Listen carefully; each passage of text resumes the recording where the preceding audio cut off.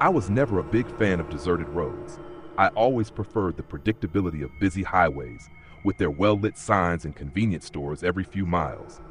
But that night, as I drove alone along a winding road in the countryside, I had no choice but to keep going.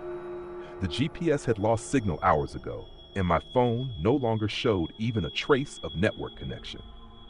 It wasn't supposed to be raining, but a thick mist began to spread across the road, reducing my visibility to just a few meters ahead. I was exhausted. I had left the city at dusk after a long and frustrating day of unproductive meetings. My plan was to reach a roadside hotel for the night before continuing my journey, but it was already past midnight, and I was still in the middle of nowhere, with no sign of civilization, only dense trees on both sides of the road and the ever-thickening fog. That was when I saw the fork in the road. The main road seemed to continue, though it grew darker and more twisted. To the right, a smaller road made of worn cobblestones led to a village I had never heard of. A small wooden sign, barely visible under the dim glow of my headlights, bore a hand-carved name: "Welcome to Valmont." I sighed and turned the wheel, following the stone-paved road. Maybe I'd find a gas station or at least a place to ask for directions. My eyelids were heavy, and my mind was starting to drift. I needed a break. As I drove on, the fog began to lift, revealing small, old but well-kept houses with slate roofs and white picket fences. The streets were narrow, paved with uneven stones, and lit by antique iron lampposts that cast a warm, yellowish glow. The town had a peculiar charm, as if it had been pulled from a forgotten fairy tale. Despite the late hour, some houses still had their lights on, and a gentle breeze carried the scent of burning wood through the air. That was when my car began to fail. At first, just a slight tremor in the engine. Then the distressing sound of it sputtering before finally dying completely. I turned the key in the ignition several times, to no avail. The dashboard flickered for a moment before going dark. I was officially stranded. Stepping out of the car, I looked around. The village seemed peaceful, but I quickly realized I wasn't alone. A small group of villagers had appeared in the distance, drawn by the sound of my failing engine. They approached slowly, unhurried, but with genuinely friendly expressions. "Car trouble, son?" asked an elderly man with gray hair and a thick wool coat. "Yeah, I think the engine just gave out," I replied, scratching the back of my neck. "Is there a mechanic around here?" The old man exchanged a knowing glance with a woman beside him, who wore a long dress and a knitted shawl. "Jonas can take a look at it in the morning.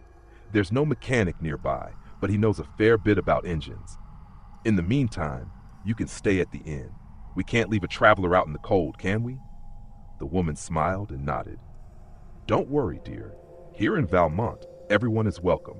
We can even prepare something warm for you to eat." I accepted the offer without hesitation. They seemed sincere, and I really needed a place to spend the night. More villagers began to gather, all with the same welcoming demeanor. A man with a thick mustache and a flour-stained apron introduced himself as Edgar, the village baker, and insisted that I try some of the bread he had just baked. A lady named Margot held a bouquet of dried flowers and said she would love to tell me about the village's history. There was something charming about these villagers. It was as if each of them had come from a different era, their clothing and manner of speaking reminiscent of decades past. But at that moment, I didn't find it strange. Instead, I felt an unexpected relief. After hours of driving alone in the dark, stumbling upon such a welcoming place felt like a stroke of luck. I was led to the inn, a 2-story mansion with a hand-carved wooden sign that swayed gently in the wind. The interior was rustic and cozy, with solid wood furniture and a pleasant scent of tea and wax candles. The innkeeper, a slender woman with kind eyes named Helena, took me to a room upstairs. "Rest well, dear. Tomorrow you'll see how peaceful and pleasant everything is here. If you need anything, my door is always open." I thanked her and entered the room. The bed was soft and covered with a thick woolen quilt. Outside, the village was silent, but in a comforting way. I lay down, allowing exhaustion to completely overtake me. The morning sun filtered gently through the curtains of the inn, filling the room with a golden glow. I stretched in bed, feeling a strange emptiness in the air. The silence was absolute. No murmurs from the villagers, no rustling of leaves in the wind, no footsteps on the cobbled streets. I got up, a faint sense of unease creeping in, and went downstairs. The inn's common room was completely empty. The cups on the tables remained untouched, the fireplace was cold, and the front door stood wide open, swaying slightly in the morning breeze. Stepping outside, a chill ran down my spine. All the houses were still there, intact, but without a single sign of life. I walked to where my car had broken down the night before. To my surprise, it was in perfect working order, spotless, and the key rested on the hood as if it had been deliberately left there. A deep discomfort settled over me, but I tried to rationalize it. Maybe I had been so exhausted the previous night that I imagined everything. Maybe the village was simply abandoned for some unknown reason. I decided not to wait to find out. I got into the car and drove back home, my mind distant. No matter how hard I tried, I couldn't shake the feeling that something was wrong, something that clung to me like an invisible shadow.